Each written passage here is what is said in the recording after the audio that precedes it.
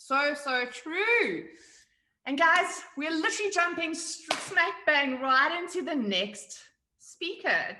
Jana Osofsky is here, Pinterest marketing strategist. Now, Jana is a marketing expert and Pinterest strategist. Sorry, guys, I apologize. I've had facial surgery, so I'm sitting here with ice packs. When I talk too long, I start drawling and drooling. It's really unattractive, but just bear with me, and I just appreciate the grace and my lack of energy as a result. But I'm here for you. All right. So back to Jana. So she's a strategist for online coaches, course creators, and service providers. She got started working online in 2016 as a virtual assistant. Upon discovering that a client was leveraging Pinterest to get leads and sell her services, Jana went all in on the platform. She has since developed and specialized in Pinterest marketing for lead generation. Now she helps her clients and students automate list growth so they can automate a steady stream of targeted leads for their courses and programs and set themselves up for long-term business success. And yes, she does that with Pinterest. She's on a mission, y'all, to spread the word, because when set up properly, Pinterest can attract soulmate clients with a small investment of time each month. Now, I love her topic choice. Her topic is how to use Pinterest, yes, Pinterest, to attract perfect coaching clients, because Pinterest isn't just for recipes and decorating anymore. Savvy online coaches have learned how to use the platform to attract ideal clients, women and clients who are already searching for what you offer. So with that, Jana, welcome. Thank you for being here. Are you on mute? I just took myself off. Oh, there we go. Hey, welcome. Yeah. Thank you. Thank you so much for having me. I'm really, really excited to be here. Hello, everyone. I feel like I had a hard act to follow. I just came in on the end of Snowden's speech and was already feeling the amazing energy. So I'm super excited. And I'm going to be shifting the focus here to some tactical stuff. But the common thread between the end of the last presentation and the beginning of this one, I think, is that phrase, keep showing up.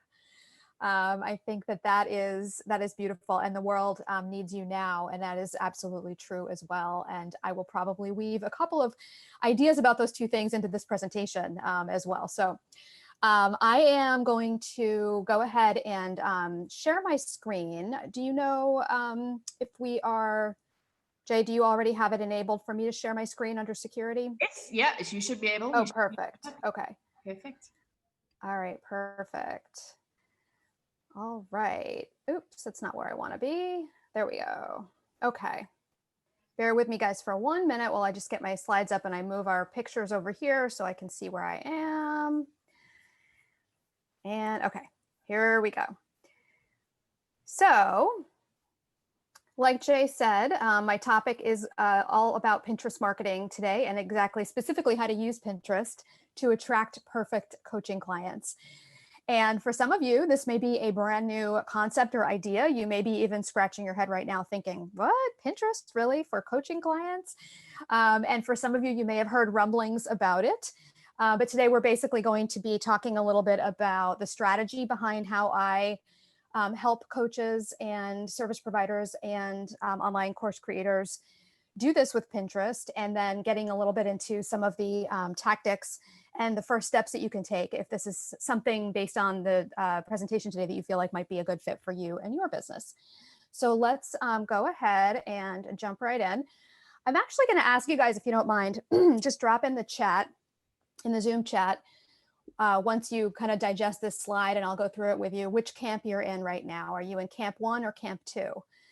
Camp 1 would be maybe you know that you could grow your audience on Pinterest. You've heard about it, and maybe you're starting to be aware of it, I guess, as a marketing platform, but you haven't started yet. So you know that people, women in particular, a lot of women, it's still mostly women, are curating ideas and inspiration in Pinterest. You know that it's become a kind of a hub recently in the last maybe 2 years, especially in 2020. During the coronavirus pandemic, the numbers have grown tremendously on Pinterest. And as far as like what people are searching for, there's a lot of self-care and a lot of wellness stuff going on Pinterest. So maybe you're aware already, if you're in camp 2, that you're in that, it's become kind of a hub for self-development. And maybe if you're in camp 2 or sorry, camp 1, your target audience is there, and you know that because you know you want to target women. Maybe you want to target women with generally a little bit of a higher income, because the income is higher, per user on Pinterest than on social media. Or maybe you're in camp 2 where you actually have already tried to set up Pinterest, and you have it set up and it's not producing any leads yet for you. So a lot of people who I find who are in camp 2 jumped in and tried to set it up, and they got kind of overwhelmed with information when they started Googling, okay, wait, how does this work? I set this up, but I'm not sure what's going on with it. They might be hearing conflicting information, and they're just not really seeing how it could actually work. They're not connecting the dots. And actually, I'm going to throw this out there too. There might be a camp 3 or maybe a camp 0 would be more of a better way to put it. Let's call it camp 3, just for sake of the chat, where maybe this is absolutely brand new to you and you have literally never heard about using Pinterest for marketing. It's just a place from your perspective where people go to look for ideas for recipes and things like that. So if that's you and you're in camp 3, let me know that too. So you're going to drop in the chat, if you don't mind, either camp 1, where you can grow your audience there, but you're not using it yet. Camp 2, you've tried using it, but you're just not getting the results you might want. Or camp 3, where you've actually never heard of this before. And if you're, if there's something different going on, if you're like, well, it doesn't really fit me at all, this is what's going on for me, you can drop that in the chat too. And I have my screen shared, so I can't actually see the chat. So maybe if somebody wants to unmute themselves and let me know at some point, what the general consensus is in the chat. Are we lots of camp 2s? Are we lots of camp 1s? Or are we mostly camp 3s? That would be super helpful to me, just in terms of gearing the presentation to the right audience. But regardless of whether, what camp you're in, basically, I want to normalize, first of all of the feelings and all of the experiences, I guess, that, you have regardless of which camp you're in. Camp 1, where you're like, I know I could be there, but I don't know what to do about it. Or camp 2, where you've already tried and you're frustrated because you're not getting results. Because there's a lot of information out there and a lot of it is outdated, unfortunately. So that, plays into the frustration sometimes that people have with the platform. And it's also still very underutilized. So a lot of people don't know about it as a marketing platform, or are still understanding or learning how it works. And a lot of the people who are first jumping in and starting to use it are trying to treat it like social media, which it's not. And we're going to be getting into that a lot, because it's a really important thing to understand in order to be able to approach it in a way that's actually going to make you money, that's actually going to attract coaching clients to you. So we're going to be talking about that, but I just want to let you know, any of those feelings you're having right now where you're like, Pinterest, I tried that, didn't really work, or I don't know how that would work, all super, super normal, because it's a newish-ish platform in terms of the marketing perspective. So in this presentation, we're going to talk about a big shift that you need to make in your approach to Pinterest marketing, and 4 smaller shifts that kind of roll out from that. And then I'm going to tell you the 3 steps for actually setting Pinterest up strategically, because that's the operative word there, right? We really want to make sure we're setting it up strategically. A lot of people come to me or find my content or my course or me when they've tried to set it up, and they did set it up, but they didn't really set it up strategically. They just kind of went in and started creating boards and pins, and then they kind of stood back and they were like, okay, what's going to happen now? I'm not seeing clients in droves coming to me. And it's usually because they didn't, it's because they didn't set it up strategically. So we're going to talk about that. And then we're also going to touch a little bit upon the idea of how we monetize, because it's important to understand what your goals are and why you're even doing this.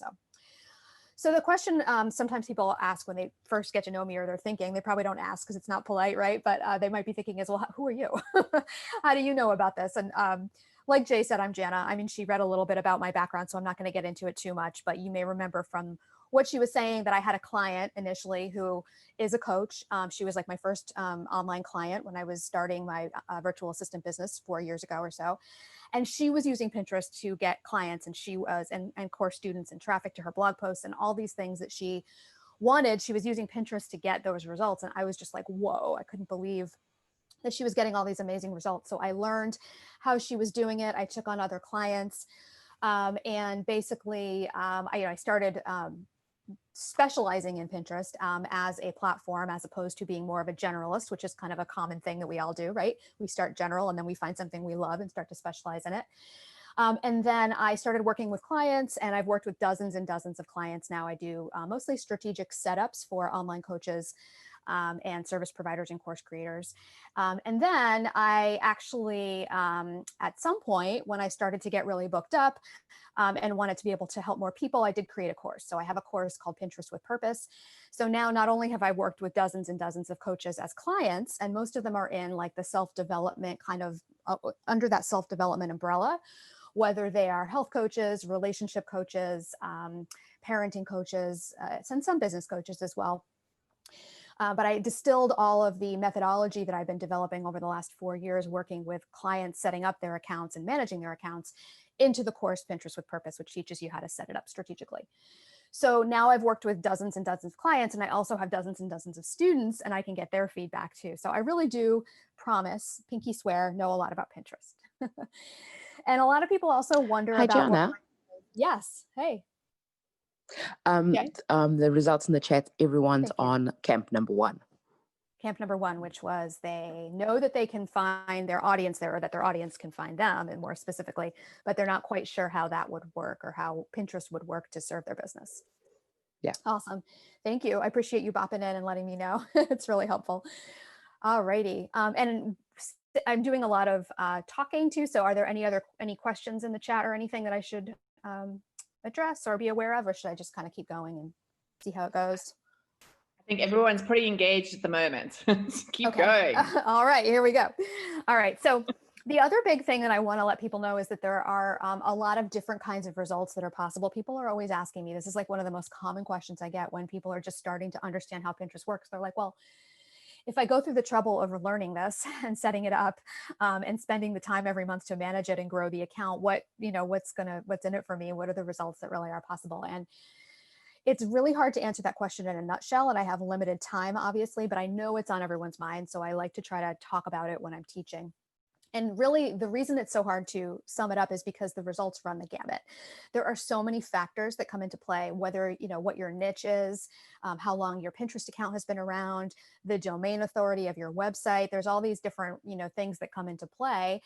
And one of the factors also that comes into play is, it is the factors, is what resources you want to invest based on your Pinterest goals and the needs for your business. So I'm just going to give you 2 examples of results that past clients and students of mine are getting to give you an idea of, like I said, what how it really does run the gamut, and what I mean by it depends on your goals and what you want from it, really. So one of my clients, a past client named Andi, she's an online dating coach. She currently, the last time I did some analysis on her account, has about 1,200 visits every quarter or so to her website from Pinterest. And these are pretty modest results, in all honesty. This is not like, oh my God, I can't believe that she gets these results. I'm out of here. I'm going to go set up Pinterest right now because I can't wait. I have to get these results right away. This is not like, wow, amazing, until you really dig in and you realize what's going on in her business a little bit.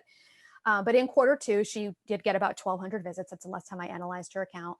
And just as a kind of a comparison to give you an idea, if you look at the little graph, the pie graph, it's just a screenshot from the back end of her Squarespace website. During that same period of time, she got about 286 visits from Facebook, 706 direct, which is usually like from her email marketing. And Google SEO brought her about 876. So Pinterest was like her number 1 driver of traffic to her offers and to her content. And her VA spends about 1 hour per week on her Pinterest workflow. And that's the thing, like Jay mentioned earlier, I'm kind of on this mission to let people know that it doesn't have to be complicated. As coaches, course creators, service providers, we have clients. This is only part of our marketing. It's not the only part of our marketing. So the methodology that I teach is kind of a minimum viable one. And Andi's following that very closely. She's been on Pinterest for about 2 years now. And that plays into her results as well, because it takes some time for Pinterest to become a lead generator for you. But her VA is only spending about 1 hour per week on her Pinterest workflow. So to Andi, this is great because that means it's 1,200 visits that she gets, or let's say 400 every month. And it doesn't require a lot of maintenance because she had it set up strategically. And her business model, she mostly works with one-on-one clients. So when people come to her website, if they grab one of her lead magnets, or if they reach out and book a call or something like that, she doesn't need to have tons and tons of new people coming in all the time, right? She just needs to have, enough people that there's enough of a numbers game there set up so that enough people are going to find her stuff compelling and want to take that next step with her. So, and she also has some mini courses, but they're not really the kind of mini courses where she sells them to make a lot of money. She sells them more as like the beginning of her funnel. So a lot of people will buy her mini courses for pretty low prices. I think she has one for $29, one for $99. And it gives them a sense of her style. And a lot of those people, maybe not a lot, I don't know the numbers, but some of them end up actually becoming private coaching clients. And that's why she does that. So she's thrilled with the Pinterest results that she gets. And then meanwhile, another client of mine, kind of on the other end of the spectrum, Melissa, who's a hormone health expert, she got in Q2 of 2020 about 9,800 visits to her content and offers. I'm sorry, you know what? That's wrong, actually. I just realized that it's about 3 times that. And I know that sounds insane, but it was actually 9,800 opt-ins to her email list that came from Pinterest. And there were about 3 times that were actually people who visited. She no longer runs Facebook ads because she has this Pinterest machine working. So for her, it became this like thing that just took off for her. And she does have professional Pinterest management now. She didn't in the beginning, but once it became something that she realized had so much potential for her business, she wanted to go all in on it. So now she does actually have a Pinterest manager who's happens to be she's on my team that manages her account. So, and her business model is that she has a membership program. So that's the thing with her business model, is that this is what she needs from Pinterest, because she needs to have lots and lots of new leads coming in, because her membership program has some churn. That's the word people use. That's kind of an advanced, coaching strategy where down the road, once you've had one-to-one clients for a long time, you might, end up with a group program or a membership type of thing. So she's in a different boat altogether, than Andi is. And so I show you these results, not to brag about my client results, although I love doing that, because a lot of their success is, some of it I can take, credit for, but a lot of it is because their content is amazing and they're amazing humans. But basically to show you, just kind of how it runs the gamut in terms of what's possible. And you don't have to be a Melissa in order at this juncture in your, your coaching business to benefit from the strategy. But you could be more of an Andi in the beginning type of thing. So that's just I wanted to kind of share that. And this is actually new material, so stumbled over it a little bit, but I wanted to share some of that with you. So we're going to jump in now to making this big shift in thinking that we need to make, and then talk about those 4 sub shifts, or the things that kind of roll out from the big shift in thinking that I want you guys to make.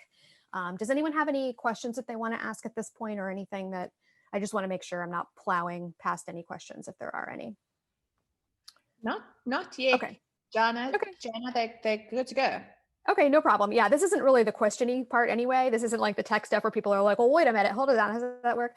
So it's fine. Like I said, I can't see the chat. So I want to make sure I'm not just blah, blah, blah. Okay. All right. So the big shift in thinking, and I've already kind of alluded to it, so you may already have an idea about what you think it might be, is this, that Pinterest is not social media. It's actually a search and discovery engine. And as I mentioned earlier, whenever I find that someone has tried to set up Pinterest and it didn't work for them, it's almost always because they took an approach like they took on a social media platform in order to try to set it up. So the thing that I want you guys to really understand about Pinterest, and this is the best way that I know how to describe it in the beginning, is that Pinterest is a lot more like Google than it is like social media, like Facebook or Instagram. People lump it in with Instagram a lot because it's pretty pictures, and I understand that, but it couldn't be farther from, they couldn't be farther from each other as far as the strategy and how it works and how users use the platforms.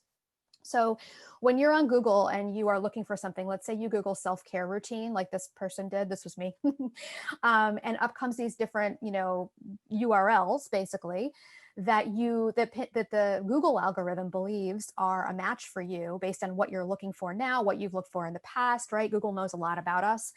And so it's showing me these different articles that could help me to either answer the question I popped in the search bar, or give me information about the phrase that I'm researching right now. So Google says, well, Jana, based on your, past history of search and what you're searching for now, we think these articles might be of interest to you.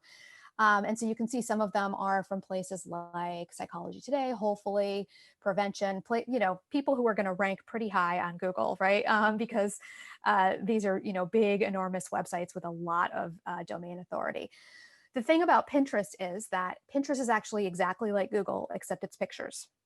Maybe not exactly, but very similar. And in this case, I want you to think of it that way.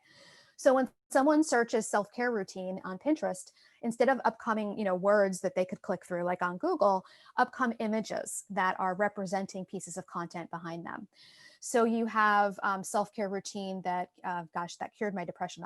That one's a little iffy in my mind right now. You have to be careful with some of those things on Pinterest, but 25 ways to practice self-care, 8 things I do before 8 a.m. That one looks great, my morning routine, right? Because if I'm looking for self-care routines, that's pretty on topic there. So this is one of the ways that people find content on Pinterest. So the point here is that you need to remember that it's not social media. People aren't looking to be social or to engage with other people. They're looking for information just like they are on Google.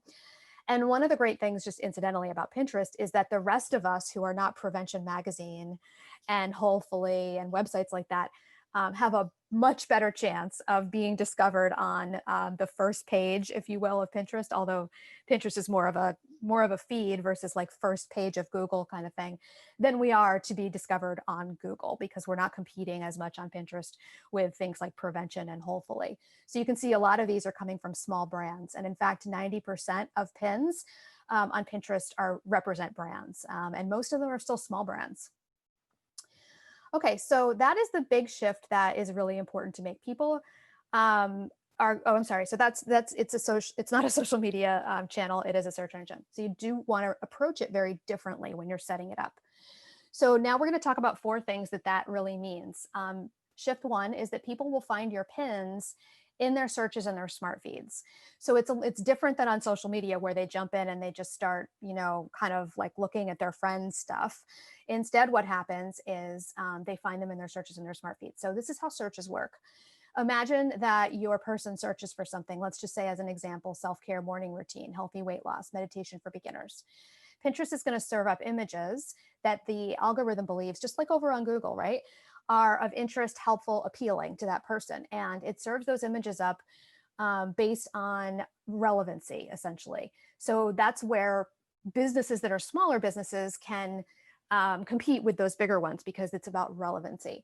So Pinterest serves up images. So let's say I was thinking of the next slide. You have a blog post that's called maybe self-care morning routines for introverted entrepreneurs. Let's say, as an example, that's a blog post that you wrote, or a podcast episode that you created show notes for, or a video training that you've embedded on your website. Any of those types of things can be your main content. Or maybe that blog post or piece of content is called 6 Secrets to Losing Weight and Actually Keeping It Off in a Healthy Way. So what happens is, because that person typed in self-care morning routine or healthy weight loss, your pin has a good chance of coming up in their search, or in their search feed, essentially, in this case, based on relevancy. And we're going to talk about why that happens in a little bit. But basically, the main thing is it's keywords. It happens because you use the right keywords. And then the other way that people find their pins on Pinterest is in their smart feed. So there is a smart feed where it's like your home feed. And if you're a Pinterest user, you may have browsed your home feed. You may not even realize it's called a smart feed, but it is. It's basically the home feed, and each pinner's smart feed is unique. So mine's going to be different than Jay's, mine's going to be different than my neighbors, my sisters, everybody's is going to be different. The smart feed is made up of pins that Pinterest algorithm believes are going to be of interest or appealing to me based on things like what I searched for just recently, what I searched for in the past, what boards I have on my account, what I saved and clicked on before, things like that. So let's just say, as an example, I have a blog post. What do we call it over here? It was self-care morning routines for introverted entrepreneurs.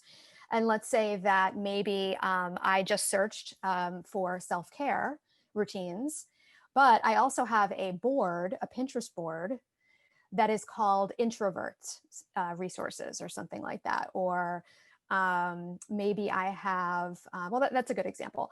So because I just searched for something and I also have boards, or maybe in the past I've searched for introverted tips or something like that in the past, Pinterest may very well say, ooh, I have a really relevant pin for you, because it uses both the keywords about self-care tips and self-care routines and introvert strategies for business or something like that. So that's how the smart feed actually works. And we can actually use keywords to make sure that we're getting discovered by the exact right people, and the people who are searching for and interested in exactly the things that we teach about, which is what Jay mentioned earlier in the introduction, where Pinterest is a way to get in front of people who are already searching either now in the moment or in the past they've searched for things that you are teaching about or that you help with. All right, shift number 2 is that pins are evergreen. So it's important to remember that they're going to circulate for a long time. So again, because it's a search engine, your pins don't just get lost in a fast moving newsfeed like they do on social. And we have to remember that when we're thinking about what we're going to pin. So you want to make sure you only pin evergreen content that's going to stand the test of time. So for instance, if you're running a 5-day challenge next month, it might not make sense to pin some pins about that, because by the time people find them, maybe, a month down the road, 3 months, even a year down the road, because they continue to surface, it's not going to be relevant anymore. And that can actually ding your account if it starts to be something where people are clicking through and landing on your website and bouncing right away because the dates have gone by already. So it's important to remember to only pin evergreen things. And then also, because your Pinterest account is all evergreen, and because it is not social media, it's a lot lower maintenance than social media is. And so when you're planning out your workflow and kind of determining whether this makes sense for your business, remember that there's no need to engage or comment or like on Pinterest. People don't really do that. And in fact, don't do that.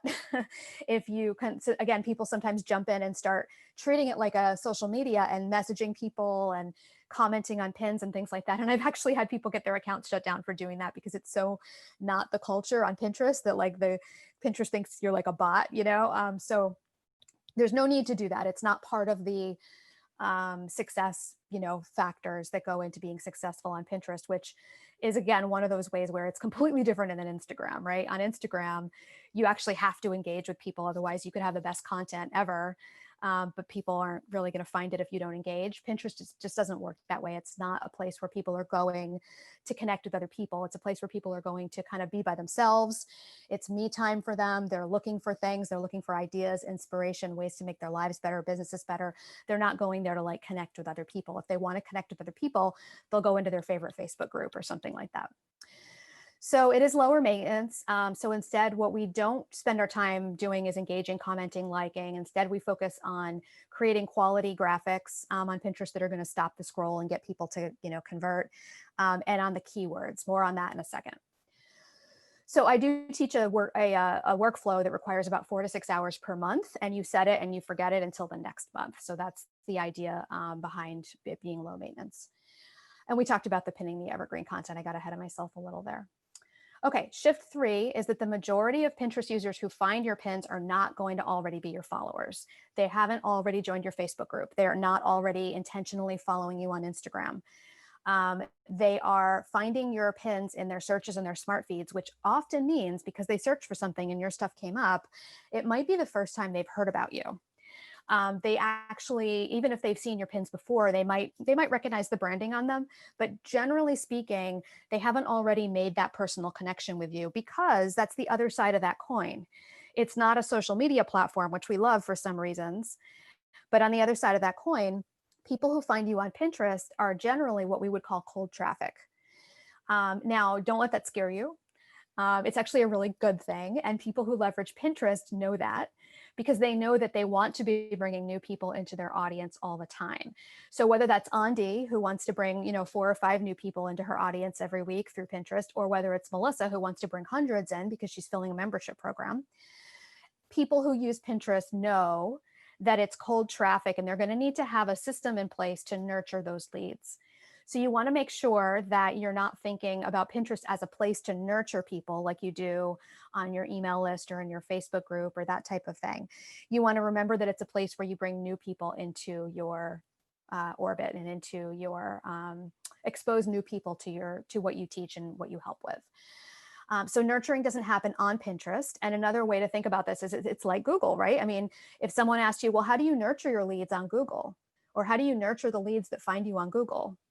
What would your answer be? It's the same thing. Your answer needs to be the same on Pinterest. So you want to make sure that you are doing some things. You don't have to be doing all the things, but you do want to be doing some things to be nurturing people. So for a lot of people, that means building an email list, keeping in touch with people with an email list. And you also can use Pinterest to cross promote other platforms as well. So we'll talk about that again in a moment.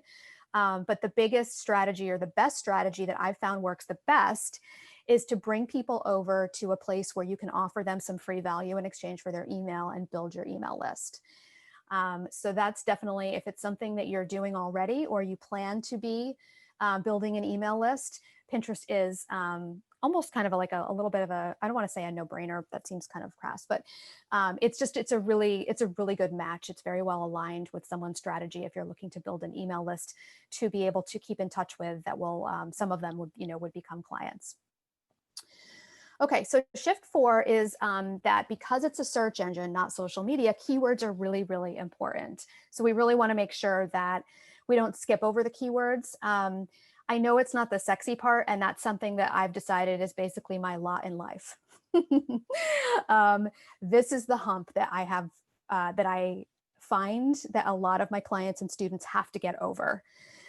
In order to make this work, because they really don't want to. I personally find the keyword research fascinating because I like the psychology of search and things like that. But a lot of my clients really don't want to have to do the keyword research because it feels boring. And it's not boring to me, but it can be a little tedious.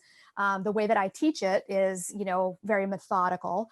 But the good news is that once you do it, it's a very high leverage resource when you have a keyword list that you're using on your Pinterest. You can use it in other places as well, but it's a really good resource, and you only really have to do it up front. And you don't have to do it like all the time. It's just something that you batch in the beginning. And then maybe you do it again every 6 months or so, some new keyword research. But generally speaking, it's something you just have to do in the beginning, just kind of bite the bullet, get it taken care of, because honestly, nothing else will work with Pinterest unless you've determined what keywords are going to attract your ideal client, and if you've used them properly in the areas of your account where you need to place the keywords. And we'll talk about that in a moment. So they are the way that you get discovered by the right audience, and they're also the way that you get action takers, because if you use keywords that are things that aren't really related or aren't really aligned with what you're teaching, just to attract people, then they're not going to be action takers. So you want to make sure you're using keywords that are things people are searching for, but also related to and directly, intentionally aligned with the things that you help with and teach. All right, so that brings me to the next piece of the presentation, where I'm actually going to talk about the 3 steps for setting it up. And I'm at about 12:30, so I just want to check it on my time. Okay. Any questions at all, or anything I should be aware of? Any comments or anything in the chat? That it's totally okay if there isn't. Just, you guys, no problem. I just want to make sure that I'm not. Jana, we'll keep questions for the end. Yes. Yeah. Okay. Very good. Okay. Cool. Like, stop asking. Okay. So it brings me to the 3 steps for setting up Pinterest strategically, which is the second to last piece of the presentation here. So we look at this in 3 major phases here. Phase, or step 1, is that keyword research and optimization of your account. I know it's not the fun part. Everybody wants to jump to the graphics and creating nice graphics for your account, but it's really important. So the methodology that I teach finds you doing these 3 things: brainstorming a list of keywords, and then researching and organizing those keywords, and then adding those keywords to 6 areas of your Pinterest profile. So when you brainstorm your keywords, again, you want to make sure you're kind of like looking for a list of terms that you think your ideal client may be searching for on Pinterest that is around the things that you teach and create content about and help with through your coaching programs. So it's kind of like a Venn diagram. If you think about it, one circle is what you teach about and help with in your programs, and the other circle is what people are searching for. And the keywords that you want to be brainstorming in the beginning, or the keyword candidates, the potential keywords, are in the middle in that sweet spot. And then what you do, and this is the methodical thing that I teach, is you go through each of those main keywords that you've brainstormed, and you actually research them in Pinterest and find out if they are being searched. And if not, what is being searched around those keywords, around those topics. And then you determine, based on what's being searched, if they're relevant enough to what you teach, that you want those to be a keyword that you want to rank for. So, it's like this methodical step-by-step process. And it typically takes my course students about maybe 3 or 4 hours to do this. And you don't have to do it in one sitting. But it's just this process where you go through. Again, I find this fascinating because to me, if this is a topic that I love teaching about, right, as a coach and helping with, to find out what people are searching for, what real humans are actually searching for around these topics is really interesting and fun. So, I mean, some people probably like it, but anyway, it can be, like I said, a little tedious. So then you organize those keywords and then you add them to those 6 areas of your Pinterest profile. And I think I actually took the slide out that went through those 6 areas. So sorry about that, but basically, and I can put this in the chat during the questions so that you can copy and paste it if you want, but it's your profile name, your profile bio. Those are the first 2 places. Your board titles, your board descriptions. Those are your second 2. And then the last 2 are your pin titles and your pin descriptions. So again, I'll put those in the chat so that you don't have to feel like I'm just saying them really fast and you have to write them all down.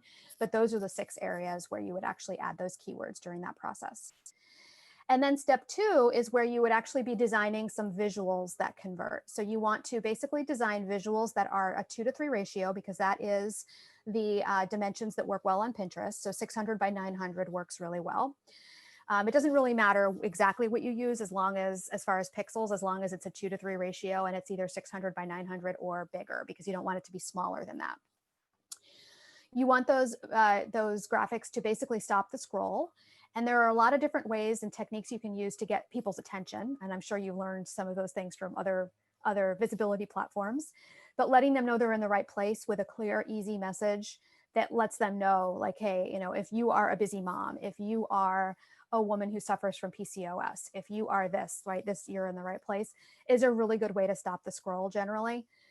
Colorful design, minimalist design, there's lots of different techniques you can use. But for now, just be aware you really want to catch people's attention, just like you do on any platform.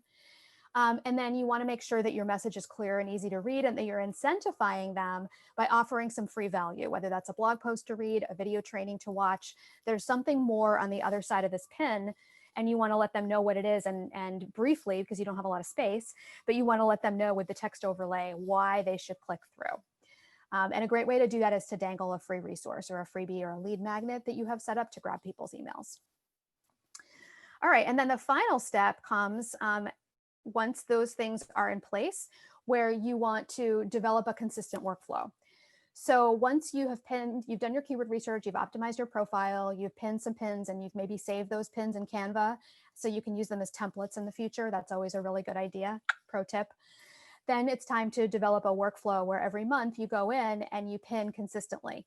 And you're going to pin some of your own pins that are going to point back to your content and your offers. And you can pin some of other people's pins to your boards as well. And again, you want that workflow. I think this is what I teach. If you're a new coach, you want that workflow to be 4 to 6 hours a month at the most. You don't want to be spending, in my opinion, more time on the strategy in the beginning than that. That's, again, there's some flexibility there, but that's what I teach. And then you want to set up systems if you would like to automate in batch, because those will save you time. So there is a scheduling software called Tailwind, which works really well with Pinterest. And I do recommend that one. It's called Tailwind. And then here's the key to it. This is the thing. You have to stick to your workflow that you've designed, and stick to your workflow, and stick to your workflow some more, because it does take time for Pinterest to gain traction. That's one of the things that also kind of keeps people from seeing the best success that they can. But it's really important that you stick with it. And over time, Pinterest is famous for snowballing. What happens is in the beginning, you're putting in a lot of time and effort and you're not seeing a big ROI. But over time, the time and effort that you put in goes down, down, down, and it's less and less. And over time, the results that you see snowball, and those go up, up, up. So there's like this inverse relationship. And unless you allow your account to grow and give it the time and the nurturing, like a garden, that it needs to cross that threshold where that results start to, kind of exceed what you're putting into it, which is where you start to experience ROI, return on investment. Then if you don't do that, then the effort that you put in the beginning will not work, because you do have to give it time and consistency to grow. And it's different. I mean, I guess all platforms are kind of like that, but it's a special snowflake when it comes to that. Pinterest is. It does take a while to grow. All right. So the last thing that I want to share is this: how to monetize, because sometimes it helps people to just kind of visually see where things are. And I'm just doing a time check for myself, 12:40. So if you think about it this way, your content, which could be a blog post, or it could be like show notes from your podcast, or it could be any kind of long form content, is kind of the first step when you're bringing in new people to your audience, right? You want them to see your content because your content shows your expertise. It gives them a taste of what they can expect as far as results and shifts and things like that when they work with you. And then ideally your content offers them like a lead magnet opt-in page where they can actually grab a freebie so that when they land on your content, if they read it, they don't just bounce away, never to be heard from again. Instead, you get their email so that you can start a relationship with them, right? So you can start sending them your regular content and making sure that they stay in touch with you, that you stay top of mind, and that you get a chance to develop that relationship. And then, so now they're on your email list. And then from your email list, you can obviously sell and give them opportunities to buy from you. And then there are other paths that people can kind of take through this whole thing, this whole like funnel thing as well, right? Where maybe somebody ends up on your email list and then maybe they get your third email that you send out, and that's where they join your Facebook group, or they follow you on Instagram and they start seeing your posts there, or they follow your Facebook page, or they join a free challenge. That's what that little arm muscle is supposed to represent there. I don't know. That was my best icon there. Thank you for that. So there's different ways that you can bring them in and nurture them, but you need to capture the leads to start with. And that's why I always recommend that people use a lead magnet and an email list in order to do that. And then maybe from there, you know, from that Facebook group or that Instagram post or that free challenge, that's where they actually end up making that purchase, whether that means they buy something from you or they sign up for a discovery call and then sign up for one of your coaching packages, that type of thing. So then the last piece is that where Pinterest comes in. So Pinterest pins should be pointed. They should be linked. The images that you pin on Pinterest should they have links behind them, remember, just like Google. And they should be pointed to your content to bring people in, to attract them to your content, which is positioning you as an expert and someone who can help them solve their problems. And you can also point pins directly to lead magnet landing pages, as long as they have enough context on those pages, so that when someone lands there who's never heard of you before, they're going to be open to trading their email in order to get that free thing that you're offering that helps them solve a small problem. So those are where the Pinterest pins can be pointed to successfully. Technically, you can point Pinterest pins anywhere. So you could point them to Facebook or Instagram. Those have not been super successful strategies for me and clients in the coaching niches.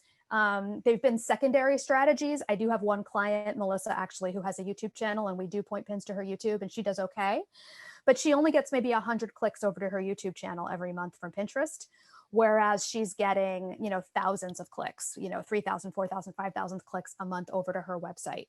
So to her blogs and to her landing pages and her freebies and her webinars and things like that. So that is how we actually monetize Pinterest. And sometimes it's a chicken and the egg kind of thing. Sometimes I don't know whether I should teach this first or teach this last.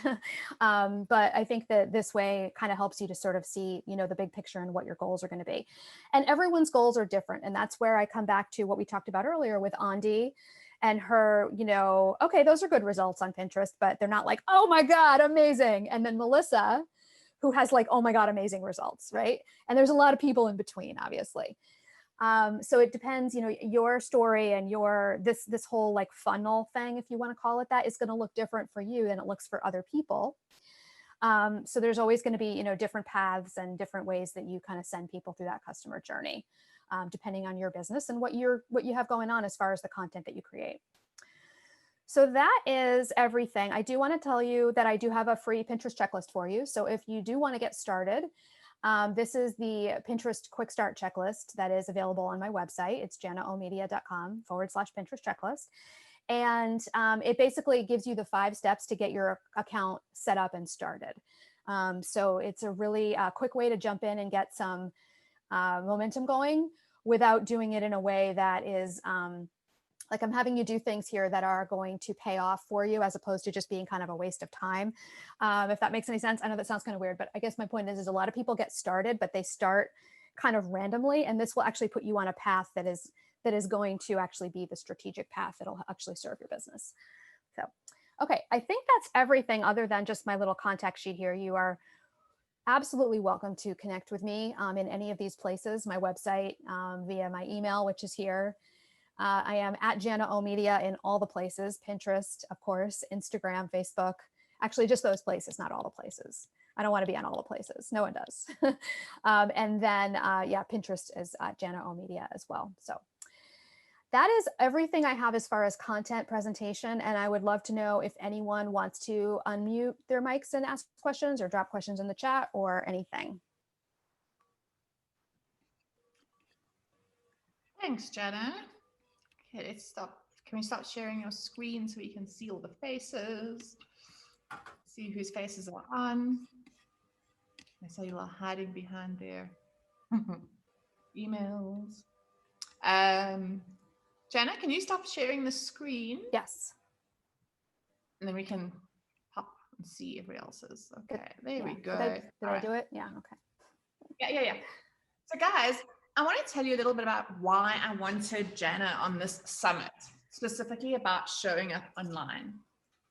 When it comes to your business and growing your business, there are a lot of ways to show up online in a lot of places that yield a lot of different results.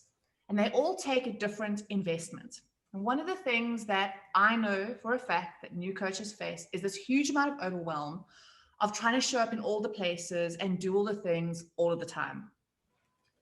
Pinterest is definitely a slow burn machine, but it has longevity, which your Instagram and your Facebook and that doesn't. And longevity for a coach, remember we talked earlier about the fact that one of your biggest assets as a coach is building your credibility and expertise.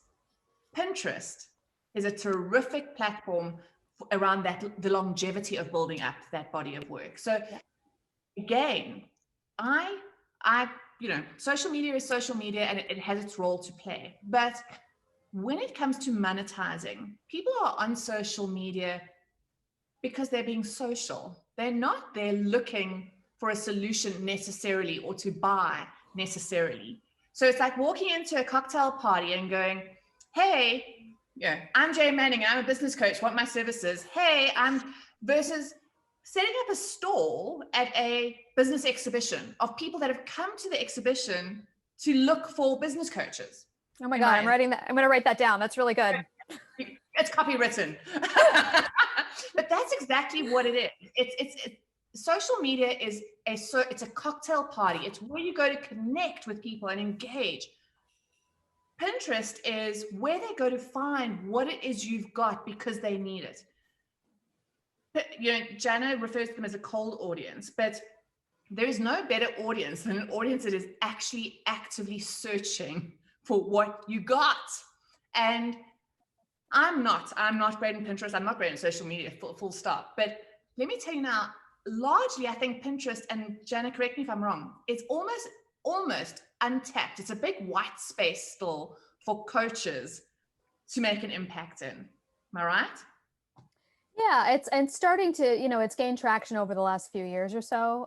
But yeah, it's still, and I judge that based on a couple of things. I judge that based on the idea that so many people I talk to aren't aware of it as a place to go market your coaching programs.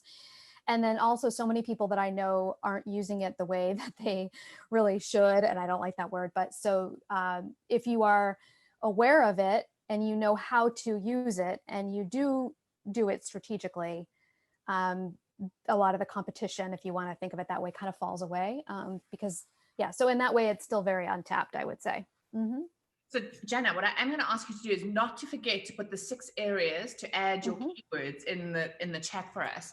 So something else I want to say to you guys is that there's a lot of emphasis put on social media for new coaches.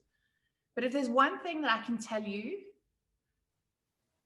with utter conviction from every fiber in my being is that when it comes to your business, what's more important than growing followers on social media is growing your list. And Jana spoke about it in the presentation. You can literally approach the biggest social media influencers out there, and they will tell you that 2 million followers does not equal a business. A list of 100 highly engaged, targeted, focused list for coaches is in fact a viable business. Of course you want a bigger list. And I'm not saying don't grow a bigger list, but what I'm saying is Pinterest is focused on list building, not followers and likes and vanity metrics. So understand, Jana kept mentioning the strategy behind it. It is a strategy. Remember, your business has to be driven. If you've only got so much time in a day. I know that a lot of coaches are working full-time jobs. They've got the side hustle going, the coaching business they're trying to get off the ground. You got kids, you got husbands, you got family, you got a whole real life happening. To spend 6-7 hours a day on social media trying to build up followers that will not necessarily directly translate to sales is a huge investment. What I'm saying to you in the beginning is that Pinterest could be a powerful strategy to consider for lead generation. Lead generation goes into sales. So it's a way of showing up online, like I said, with longevity and of course consistency. It's a powerful strategy to consider.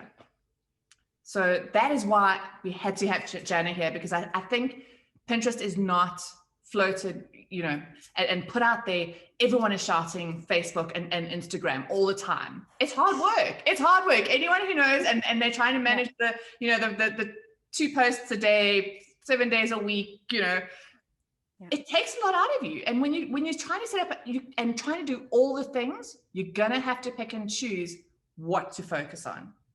And I think this is a really good strategy. Yeah. All right, do we have any questions? Thanks, Jana. Hey, Jay, it's Kelly. Yeah, go for it. So there's a mix of different types of online platforms out there.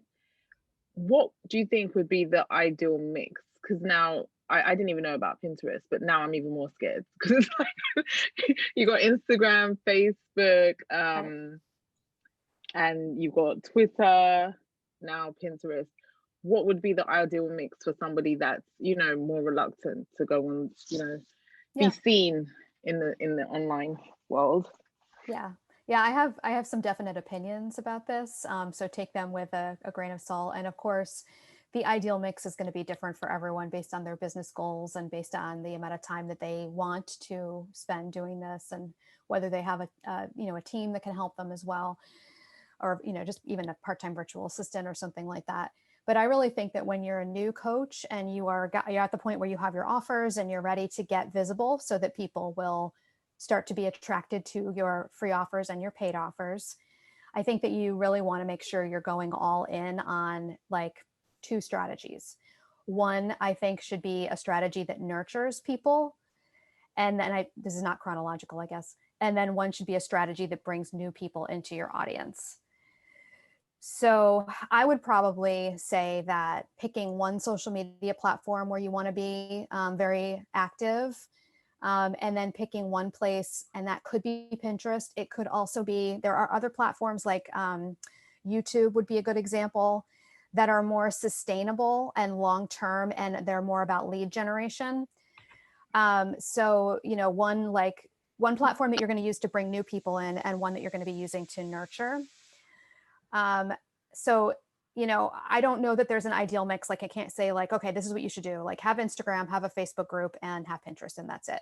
But I do think that as long as you're paying attention to both of those needs that you have for audience building, I've seen people get started and only focus on one, you know what I mean? Like, they're bringing new people in, but they're not really nurturing them automatically, or they're doing a lot of nurturing, but they're not growing their audience.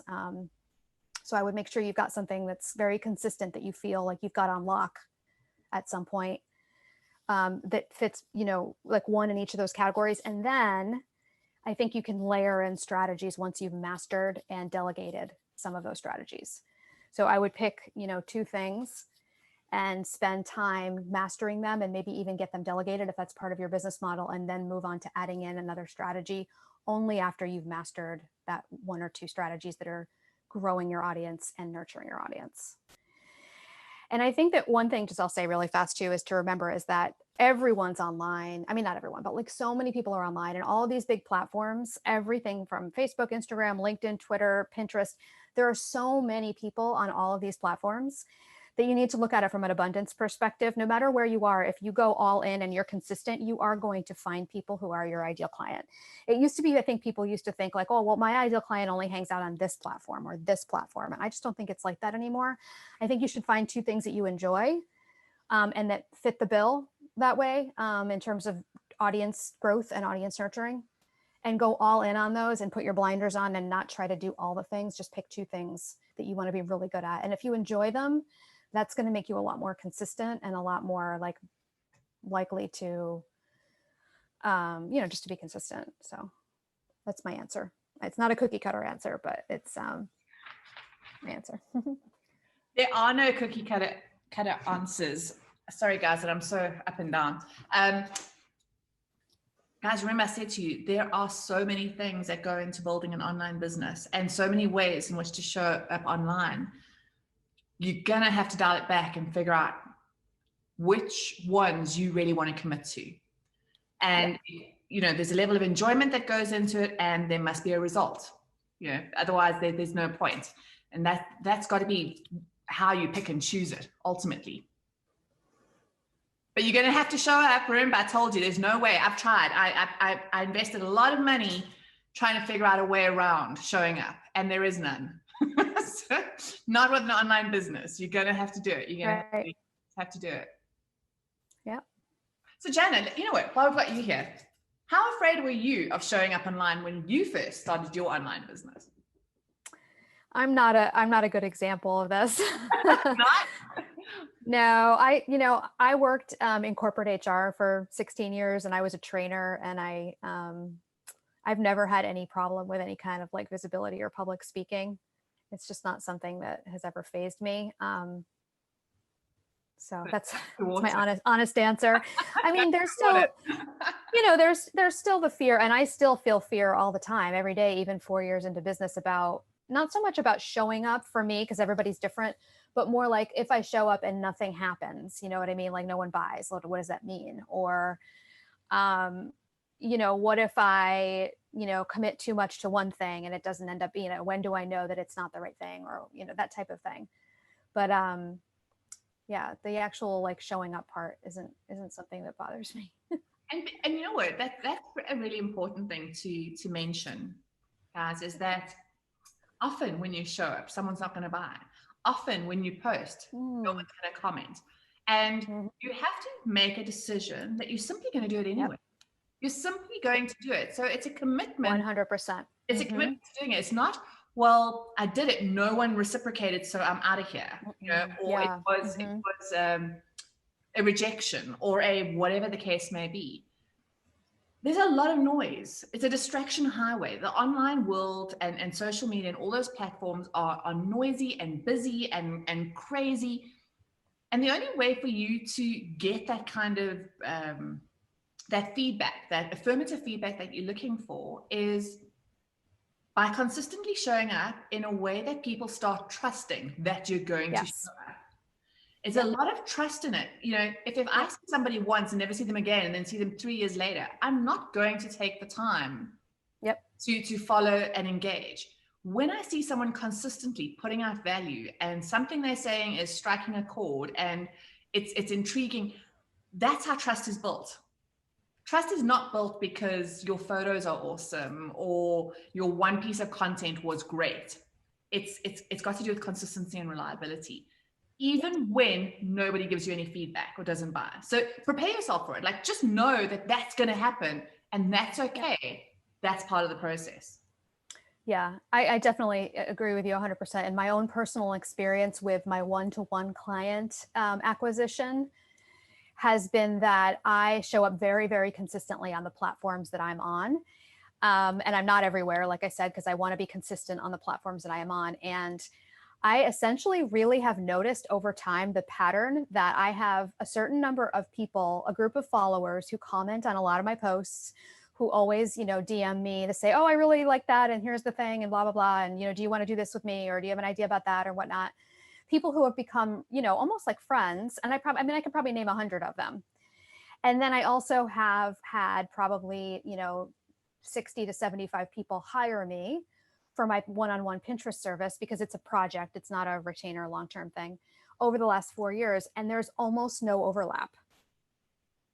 It's really interesting. And there have been at least a few times that I can put my finger on right now where someone followed my post and literally said to me, I've seen you online for like a year, and I've always known that when it was time to do this, I was going to call you and hire you. And so those people, it's almost like they come out of the woodwork, but they've been watching. And even if you get no one commenting or no one liking, there's still people watching. And that's actually really more important than the likes and the comments sometimes, because it's easy to like or comment something, you know what I mean? But someone who's watching you over and over and seeing your consistent posts, you know, day in, day out, that person, you might not even know they exist until they finally step forward and say, okay, I'm ready. I need your help. So I'm actually a really good example of that. One of the first purchases, investments I made into my business at the beginning of this year, when I was trying to figure out what it was I wanted to do, was I bought me about $8,000 on someone I'd been watching. I'd never once engaged with them online. Yep. 2 years. It was just under 2 years. It was almost 2 years. And the first time they ever heard of me was when I called them and I said, need to hire you. Yeah. So that is critical, guys. People are watching. Yep. Even if they're not commenting. So don't take that don't take that lack of feedback as nobody cares, or I'm not effective, or I'm not. Once you believe in what you're doing, commit to it and keep showing up and keep teaching it, and make that the I think why your long form piece of content is so important is that if you're going to start anywhere with creating content and showing up, start with the how-tos, educating, share that kind of stuff that tells people you know what the heck you're talking about. Mm-hmm. You know, and build that trust. Keep building it. Trust that they are there. Mm-hmm. The numbers are there on social media. We know that they're there. We know that they're there. So, all right, awesome, guys. Thank you, Jana. Thank you so much for your time. You're amazing. You're very welcome. Love that. I thought I spoke fast. You went like a bullet. Oh yeah, I do tend to speak quickly. I'm from New England, so we da-da-da-da-da. Awesome. Thank you. Thanks for your time. Thanks so much, guys. I did drop the link for the freebie in the chat for you too, and you can find Jana all over social media, Jana O Media. Be sure to find her and check her out. Thanks, Jana. Bye now. Thank you. Bye.